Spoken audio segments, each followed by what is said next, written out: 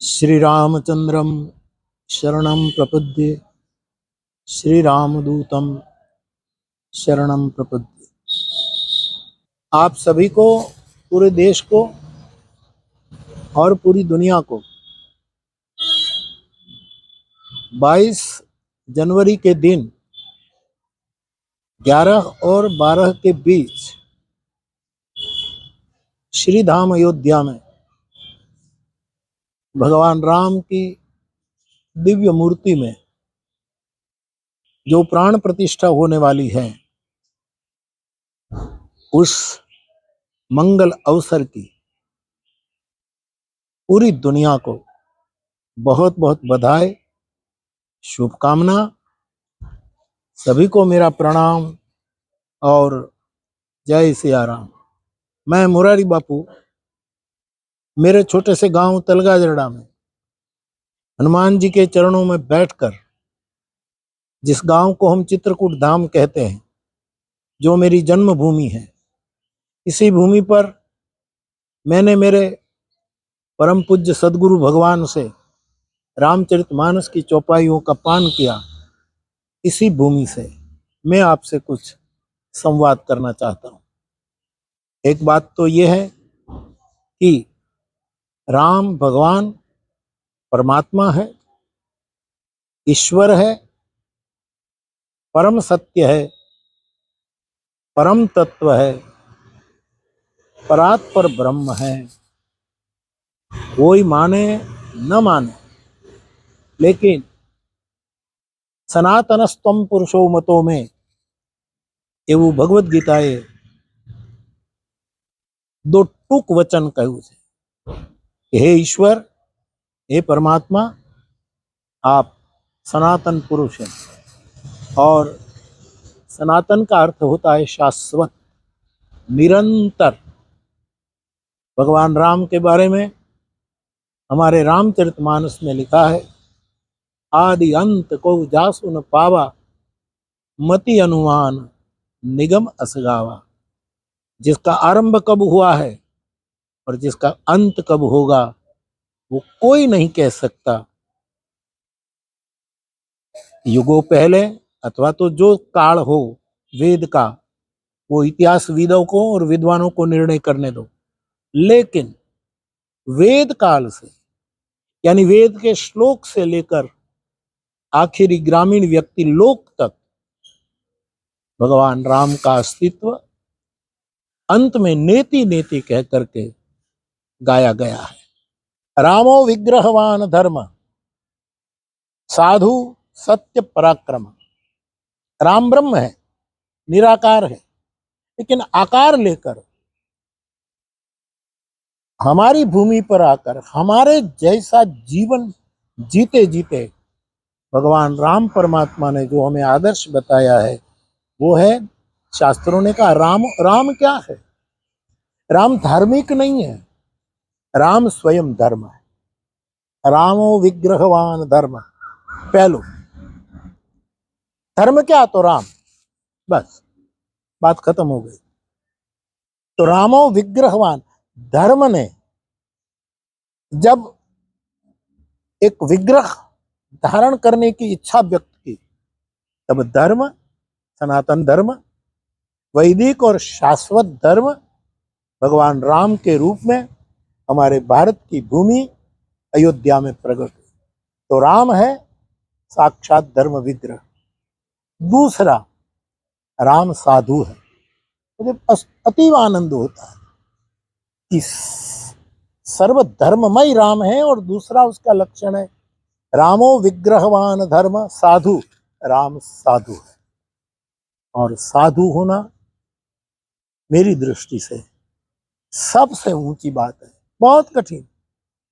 राम साधु तुम साधु सयाने, हमारे मानस में भी लिखा है कि राम साधु है। तो भगवान राम जब हमारे लिए निजतंत्र नित रघुकुल मणि प्रकट हुए, तो वो है धर्म, राम है साधु। रामो विग्रहवान धर्म साधु सत्य पराक्रम, राम है परम सत्य। ये तीसरा, राम के परिचय के लिए अनुभूत महापुरुषों ने जो अमृत वचन कहे वो ये है, रामो विग्रहवान धर्म साधु सत्य पराक्रम। राम पराक्रम के प्रतीक है। आप कल्पना करिए कि सतजोजन समुद्र, उसको सेतु बना करके बिना पराक्रम हो ही नहीं सकता। और पराक्रम शब्द चौथे स्थान पर आया। पराक्रम कौन कर सकता है? जिसका जीवन धर्ममय है, जिसमें साधुता भरपूर है, जो परम सत्य का उपासक है, वही पराक्रम कर सकता है। उसके नाम से पत्थर तैर सकते हैं। पत्थर का तैरना ये पुरुषार्थ का अति सबसे बड़ा प्रमाण है कि इतना बड़ा सेतु, और वो भी चंचल जाति के लोग बंदरों से करवाया और सेतु बना। आज भी नासा से जो तस्वीरें मिलती हैं उसमें राम सेतु के अवशेष अथवा तो उसके कुछ उसका मिल रहा है, नासा की संस्था। तो भगवान राम पराक्रमी है, वही भगवान राम। रामो विग्रहवान धर्म साधु सत्य पराक्रम, ये भगवान राम का अनंत गुण है। राम, वाल्मीकि जी ने जब पूछा नारद जी को कि ऐसा कौन इस पृथ्वी पर पुरुष है जिसमें इतने बड़ी नौंध दी है, और उसके जवाब में केवल राम ही सबकी दृष्टि में आए हैं। तो मुनि धीर जोगी सिद्ध संतत विमल मन जहि ध्यावगी, विमल मन जगी ध्यावगी।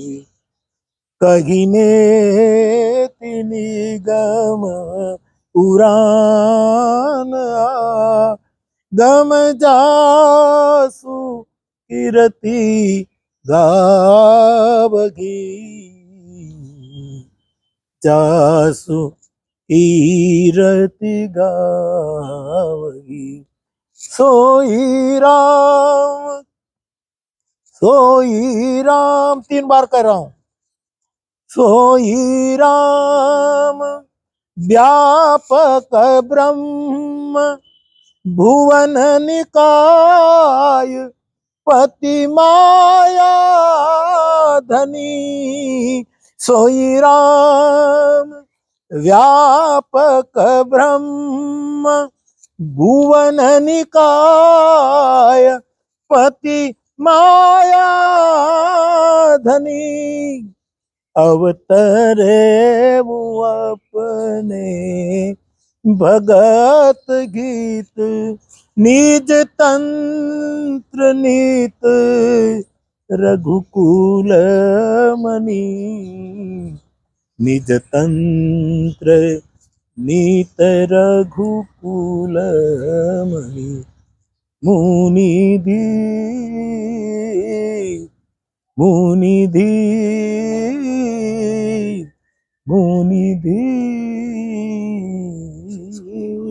ऐसे भगवान राम, ऐसे परमात्मा राम।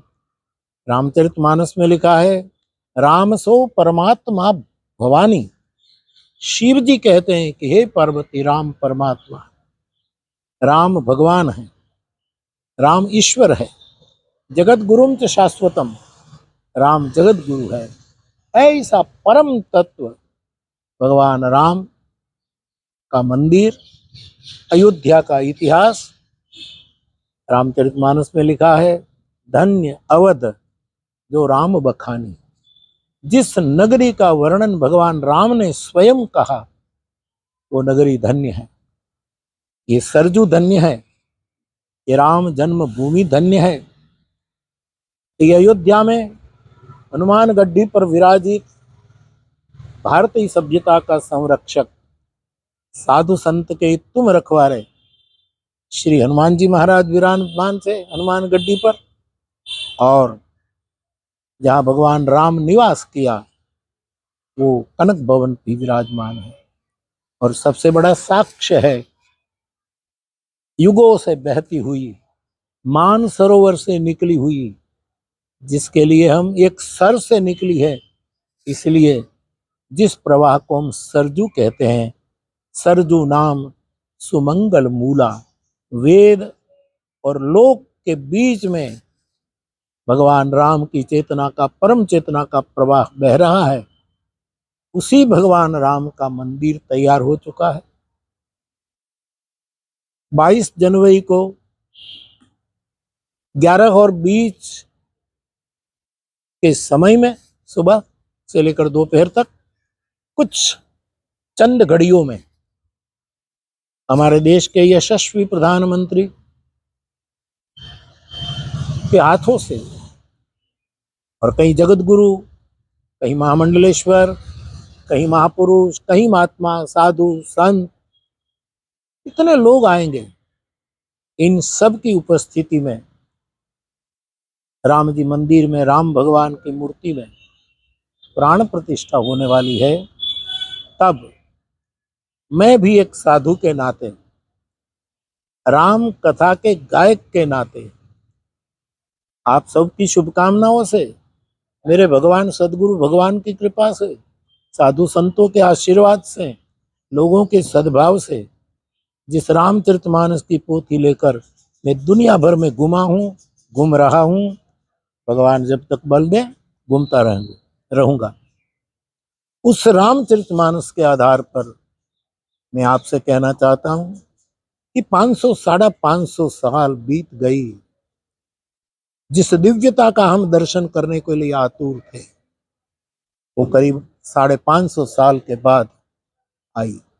भगवान राम सूर्य वंश में प्रकट हुए, और हम जानते हैं खगोल के नियमों को, सूर्य महानतम है। हमारी जो ये गैलेक्सी है, हमारी जो ये आकाश गंगा है, ऐसे तो कई आकाश गंगाएं इस ब्रह्मांड में है, लेकिन हमारी जो आकाश गंगा है, उसमें जो भगवान सूर्य है, जो हमें जीवन दे रहा है। आप सब जानते हैं मेरे भारतवासी भाई बहन, उसी सूर्यवंश में भगवान राम का अवतरण हुआ है। सूर्यवंशी राम है, लेकिन इस सूर्यवंशी को, उसके मंदिर को, उसकी महिमा को शताब्दियों पहले कई लोगों ने, जैसे सूर्य ग्रहण होता है, कोई ऐसा ग्रह आता है, उसको ग्रसित करता है, कुछ समय के बाद सूर्य भगवान ग्रहण से मुक्त होते हैं, फिर अपनी रोशनी वही के रूप में विश्व में फैलाते हैं। इतिहास साक्षी है। मैं अभी 78 साल से गुजर रहा हूं, 7 दशकों का मैं भी साक्षी हूं कि भगवान सूर्यवंश के अनेक अनेक सूर्य उसके सामने मलिन दिखे, ऐसा भगवान राम सूर्यों का सूर्य, उस सूर्य के मंदिर को, इसकी मूर्ति को भी कई राहु तत्व ने समय समय पर ग्रसने की कोशिश की। इतिहास गवाह है, और अंततो गत्वा सब ग्रहण मिट गया, और अब 22 तारीख को ये पल आई है जहां भगवान राम विराजित होंगे। रामायण के नाते मेरा गांव चित्रकूट धाम तलगाजरडा, और मेरा ये मूल स्थान के नाते मैं भी सबका प्रतिनिधि बन करके 22 तारीख को वहां साक्षी बनने जा रहा हूं। अयोध्या की महिमा, सरजू की महिमा, भगवान राम ने राम राज्य की महिमा अतुलनीय है, अकथनीय है। भारत को राम राज्य देने की उद्घोषणा करने वाले विश्ववंदी महात्मा गांधी ने भी भगवान राम की वंदना की, और कहा कि मैं जो कुछ कर सका मेरे जीवन की यात्रा में, इसमें राम नाम की बड़ी महिमा रही है। साहिब, उस राम की भूमि जिसको आप जानते हैं, शास्त्रों में लिखा है कि हमारे देश में अमुक नगरियां स्वतः मोक्षदायिका है, वहां रहना पर्याप्त है। साधन करो न करो, जब तब करो न करो, अपनी मौज।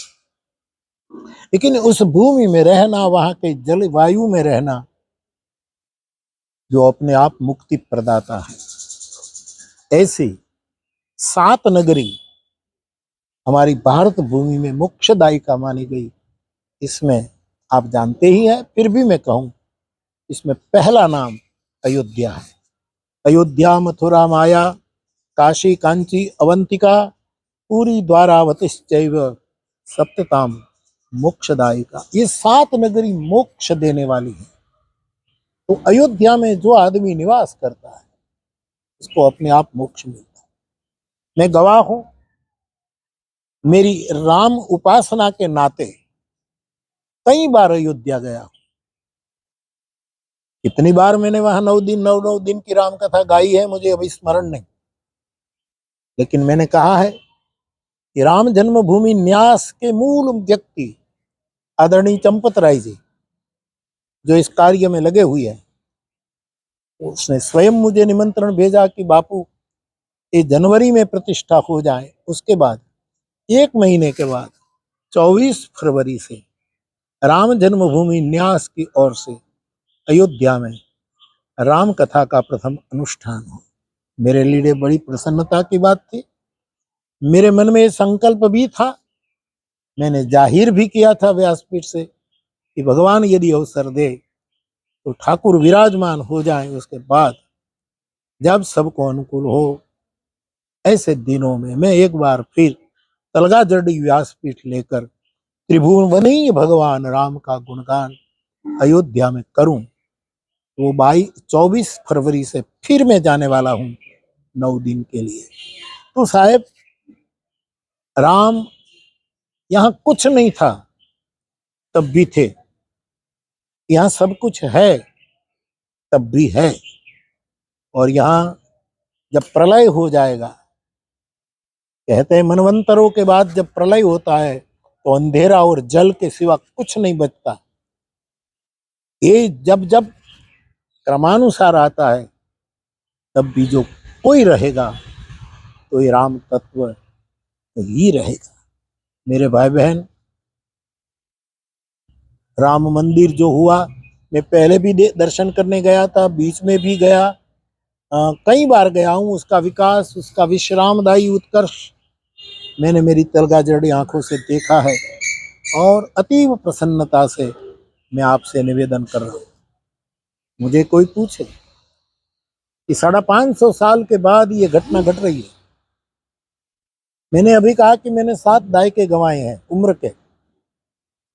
मैंने ऐसी घटना किसी मंदिर में परम तत्व की प्रतिष्ठा हो और पृथ्वी पर रहे सनातन शाश्वत वैदिक धर्म का आश्रय लेकर आकाश से भी चौड़ा हिंदुत्व अपनी उदारता का दृष्टांत दे रहे दुनिया में, इस शाश्वतता के छांव में ऐसा प्रसंग मैंने तो कभी, होता है सब मंदिरों में प्रसंग होता है अपने अपने ढंग से, लेकिन इस तरह जिसमें भारत का जन जन जुड़ा है, घर घर जुड़ा है, व्यक्ति। आज देखो, राम मंदिर का कलश आया हमारे राम जी मंदिर में, कितने लोग इकट्ठे हुए। अभी मैं वहीं कलश की पूजा करके आपके सामने हूं।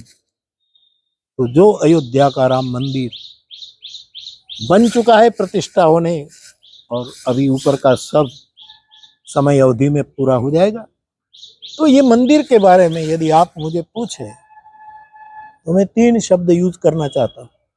एक, उसका जो बहिर रूप है कला की दृष्टि से, हमारे आदरणीय सोमपुरा चंद्रकांत भाई, जिसको मैं याद करूं, जिन्होंने तलगाजड़ा के मंदिर की भी रचना करवाई, वो वहां के शिल्पी हैं।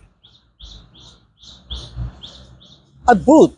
जब ये मंदिर बन रहा था, विवाद में था, सब हम प्रतीक्षा कर रहे थे कि अदालत का फैसला क्या है और फिर आगे बढ़े। हम अदालत को मानने वाले नागरिक हैं और जो सत्य था वो अदालत ने भी, सर्वोच्च अदालत ने भी उजागर किया।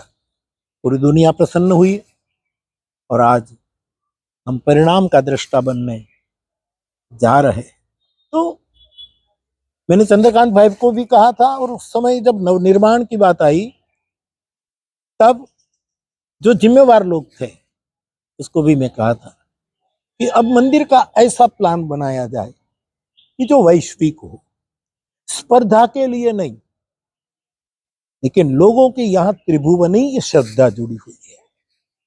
आज भी देहातों में जाओ तो लोग राम राम कहकर स्वागत और विदाई देते हैं।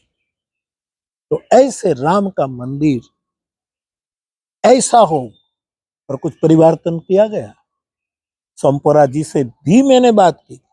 मैं तो एक सामान्य साधु के नाते कह रहा था कि अब जब बन ही रहा है तो उसकी डिजाइन में कुछ परिवर्तन करना पड़े तो भी करके, और मुझे संतोष है ये हुआ है। तो मैं आपसे निवेदन करूं कि उसका बहिर रूप देखो, कला के रूप में लोहों का एक भी खिली नहीं है उसमें। और कल अखबार में मैंने पढ़ा 1000 साल तक की आयुष उसकी कल्पी गई, ये नए प्रभु प्रसाद की। तो ऊपर से मेरी आंखों में ये भव्य है, अवश्य भव्य है। और आध्यात्मिक दृष्टि से थोड़ा गर्भगृह की ओर मैं गति करूं राम मंदिर के, तो वो दिव्य है, सबको दिव्यता का अनुभव होगा।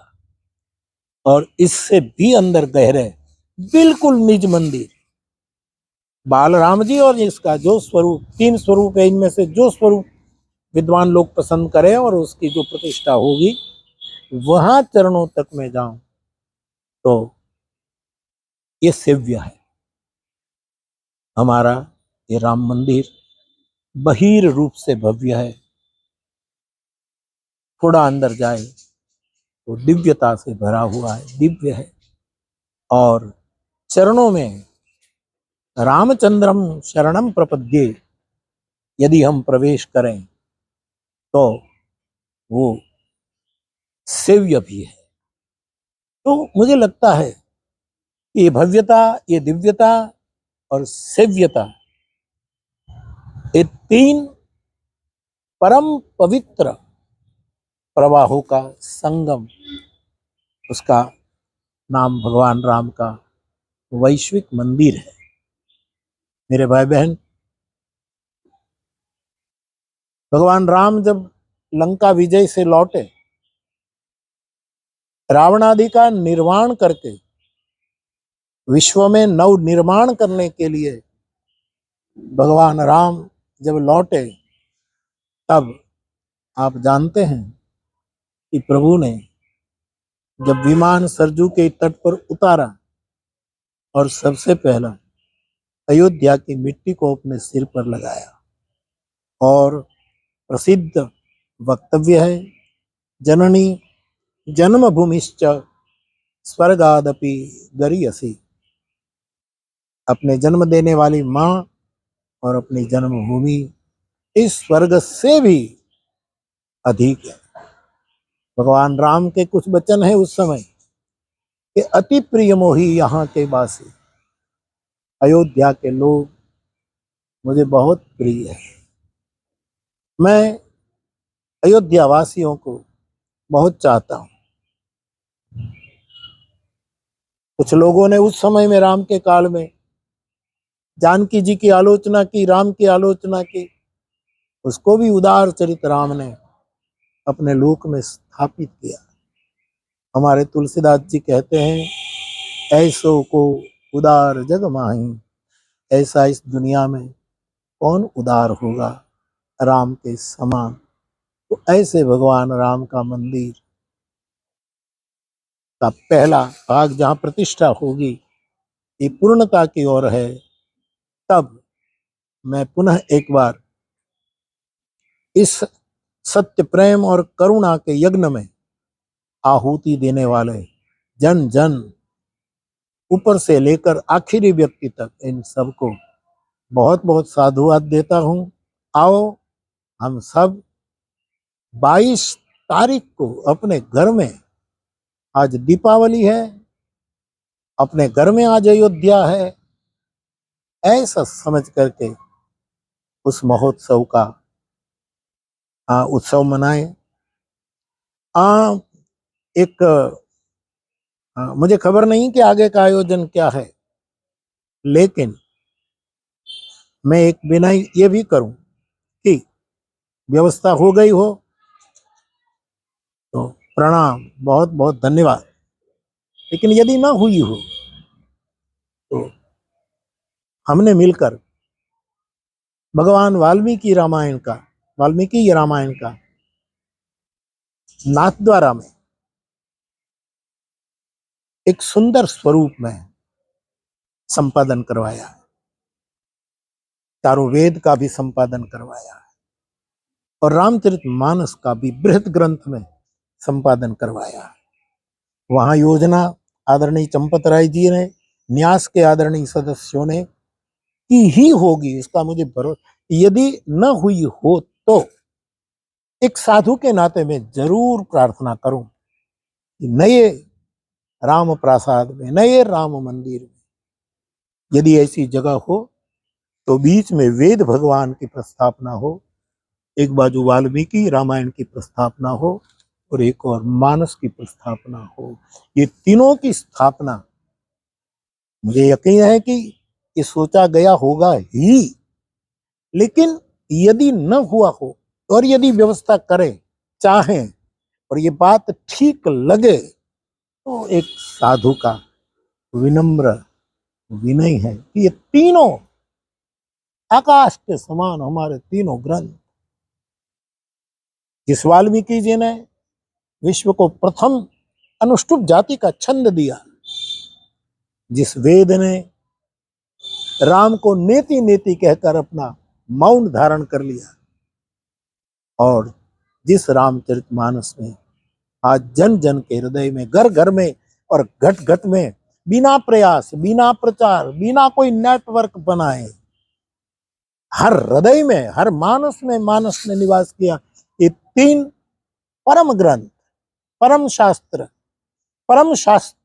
शाश्वत विचारधारा का भी वहां स्थापन हो, भारत का एक नागरिक के रूप में, एक साधु के रूप में और राम कथा के गायक के रूप में। ये भी मेरा एक विनय है। बाकी हम पूर्ण संतुष्ट है, जो हो रहा है, होने वाला है।